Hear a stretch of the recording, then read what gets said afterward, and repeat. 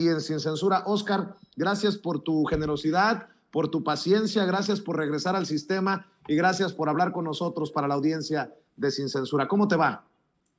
Hola Vicente, muchas gracias por la invitación, me da muchísimo gusto platicar contigo. Fíjate que honor a quien honor merece, después del tuit que mandé en el que solicitaba que se reconociera mi trabajo, porque finalmente la lámina que presentó el subsecretario en la mañanera se alimentó de una investigación exclusiva que originalmente no fue citada. El subsecretario pues amablemente reconoció en un tuit que el trabajo era mío, y después pues yo le contesté igual muy amablemente: gracias subsecretario, un abrazo, y hasta ahí quedó el asunto. Pero creo que es importante, primero, uno, dar crédito, pero más allá del crédito, que es más bien una cortesía profesional, lo importante yo creo que es discutir el fondo del tema, que tiene que ver sobre cómo ante una sociedad hiperconectada, como es la nuestra, que además fue un fenómeno acelerado por la pandemia, cómo podemos hacer que los videojuegos se vuelvan un espacio seguro para adolescentes, pero también para adultos que jugamos. Yo mismo juego videojuegos, me gusta mucho para distraerme. ¿Cómo los hacemos un espacio seguro y no satanizamos las consolas? Porque no se van a ir, son parte de nuestra sociedad, son parte de la manera en la cual hacemos ocio y nos descargamos de las presiones del día a día. Y yo creo que ahí está la discusión, más allá de si el Nintendo, si los juegos, o si esta discusión caduca sobre si hay videojuegos que hacen violentos a los jóvenes. Hay que pensar más bien cómo podemos transformar esto y de qué manera, desde una visión moderna, no conservadora, podemos construir mejores canales de ocio y de recreación para los jóvenes. Oye, querido Oscar, me preocupa mucho, ya leyendo todo el trabajo, esto de lo que hablas, cárteles de la droga, crimen organizado en los videojuegos y cómo buscan reclutar menores a través de plataformas multijugador. Y te lo digo porque todos tenemos, bueno, no todos pues, pero los que tenemos hijos, sobrinos, en esa edad sobre todo, de adolescentes, de niños, pues se le ponen los pelos de punta a cualquiera. ¿Qué es lo que encontraste, querido Oscar? Claro que sí, Vicente. Mira, a través de una persona que me puso en alerta sobre este tema, es que conocí que desde hace al menos un año, es decir, los tiempos de la pandemia, los grupos criminales están utilizando perfiles que activan de madrugada, principalmente entre la 1 y las 3 de la mañana, para entrar a plataformas multijugador. Para quienes no nos conozcan, seguramente muchos conocerán los videojuegos de antes, que tú conectabas tu control y jugaba una persona o dos personas. Ahora, gracias al Internet, puedes jugar con muchas otras personas que conoces o desconocidos que se unen de cualquier rincón del país o del mundo para poder hacer este juego de manera multijugador, porque ese es el nombre de la plataforma. En muchas ocasiones estos juegos tienen la idea también de que la gente pueda interactuar, de que los jugadores puedan hacer nuevos amigos, hacer nuevas redes de contacto. Entonces muchas veces se juega con una diadema que va conectado con un micrófono, con el cual puedes ir conversando, con un micrófono, con el cual, además de que mientras vas moviendo los jugadores a los monitos, digamos, pues vas entablando una conversación con varios usuarios. Y aprovechándose justamente de eso es que los cárteles crean estos perfiles, además perfiles abiertamente del mundo criminal, porque las imágenes que tienen, digamos los avatars, son de sicarios, son de gente que trae armas, con logotipos del cártel Jalisco, del cártel de Sinaloa, del cártel del Noreste. Crean además eventos que en el nombre llevan la intención, como el caso que yo presenté, que después también fue presentado por el subsecretario, el perfil de un tipo que se hace llamar el Kilos CDN. CDN en alusión al cártel del Noreste. Y el Kilos, en la madrugada, creó un evento llamado Reclutamiento 35 Batallón Los Zetas Vieja Escuela. Los Zetas Vieja Escuela es el brazo armado del cártel del Noreste. Y a través de ese grupo se le invitaba a menores de edad que estuvieran jugando en la madrugada para que se unieran a ese grupo, y a través de justamente las diademas, el micrófono, esta conversación que suele haber en el juego, recibían instrucciones para que pudieran unirse después al grupo de los Zetas Vieja Escuela. Es decir, pasar, digamos, de ser pistolero en la vida virtual a un sicario en la vida real. Y cuando publico la historia, querido Vicente, la historia la publico en el espacio que tengo en MBS Noticias llamado Nación Criminal, me empiezan a llegar de inmediato varios mensajes de otros menores de edad, adolescentes de los 13 a los 17 años, que me dicen: a mí también me pasa, yo también ya los vi y están todo el tiempo y surgen de madrugada. Y no solamente es Cártel del Noreste, es Cártel Jalisco Nueva Generación, Cártel de Sinaloa, los Zetas, la familia michoacana.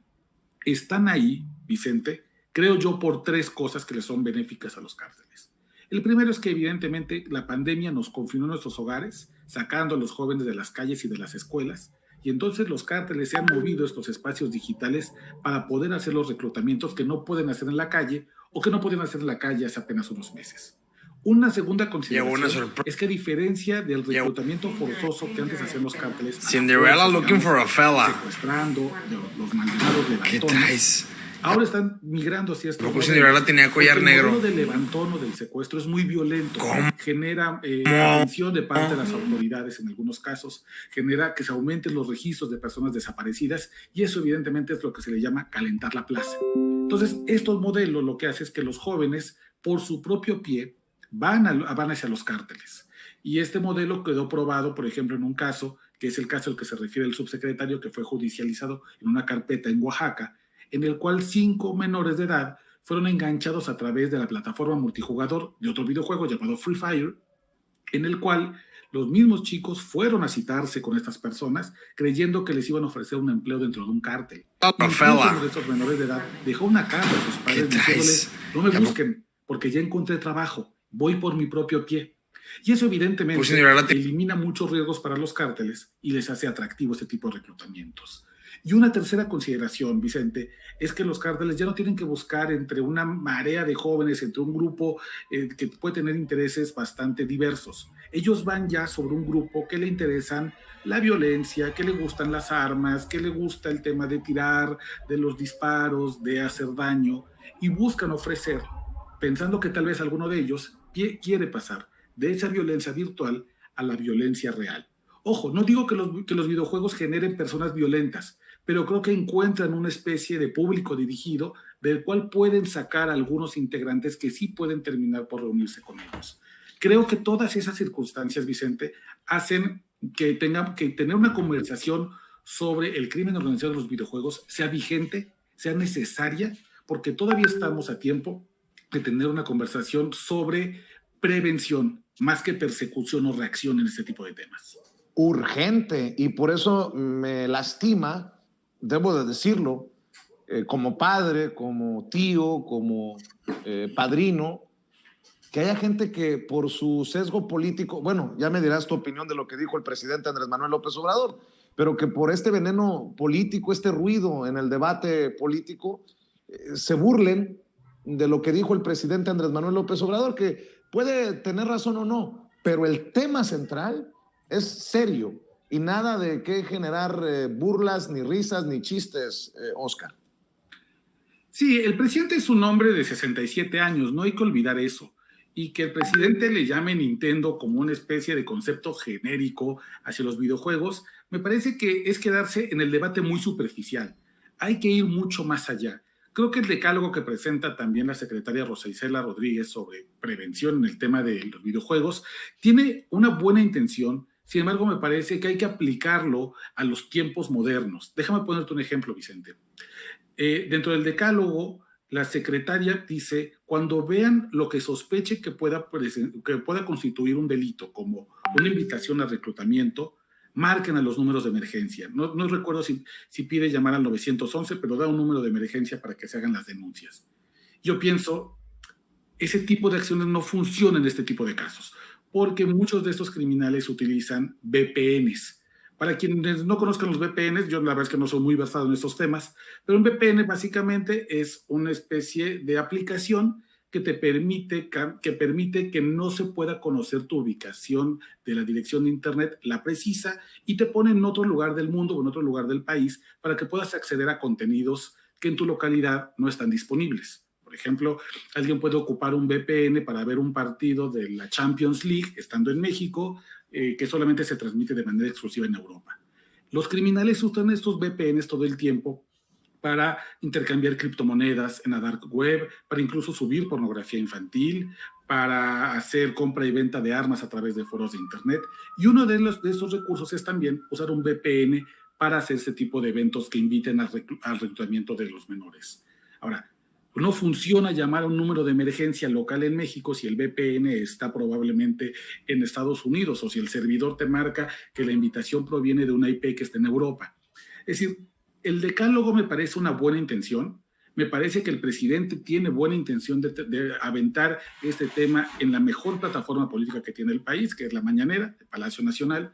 Sin embargo, creo que sí hay que aterrizar algunos conceptos para que el entendimiento que tiene el presidente y tienen algunos miembros del gabinete vaya acorde a los tiempos. Pero insisto, quedarse en la burla, quedarse en la descalificación, porque si le dijo Nintendo o no le dijo Nintendo, es entrar en un debate que no nos ayuda. Y finalmente, el fondo del asunto, Vicente, es no satanizar los videojuegos. No vamos a ganar nada aventando las consolas a la pira y quemándolas y prohibiendo que los jóvenes los usen. Son canales legítimos y válidos de recreación, especialmente en momentos de la pandemia, donde todo el mundo anda con los nervios crispados.